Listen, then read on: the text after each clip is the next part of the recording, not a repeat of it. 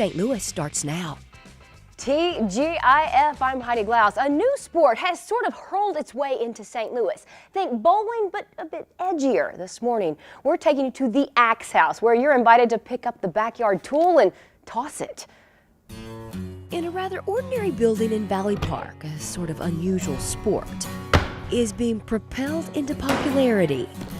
We didn't even know it was a thing. Lori Lofquist is an axe master. Throwing axes isn't like any other sport. It's a finesse sport. She's also one of the owners of the Axe House, a 3,300 square foot space lined with big wooden targets.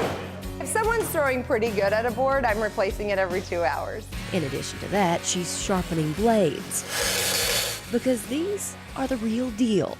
It's a camping hatchet, so you're gonna throw something along the lines of this. Well, at least to start with. Eventually, the wall is your oyster. You can throw pretty much anything. We've had people bring in custom-made ninja stars, custom-made throwing knives. But to begin, you must learn the basics, and before you can grab a handle, you have to sign a waiver. Number one rule is it's axe throwing here. There's zero axe catching. Seems simple enough. The tossing technique, however, requires a decision. You can sling it one-handed, two-handed, overhead, or underhanded. Most people have the muscle memory to throw one-handed more so than they do to throw two-handed, but two-handed is more forgiving and more lenient if you have any sort of flaw in your technique. Regardless, when you fling it, you're aiming for the bullseye, which is 6 points.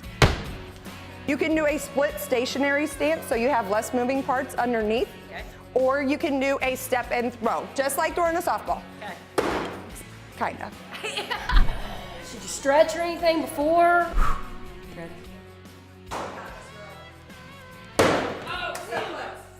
Very few stick it on the first try. Okay.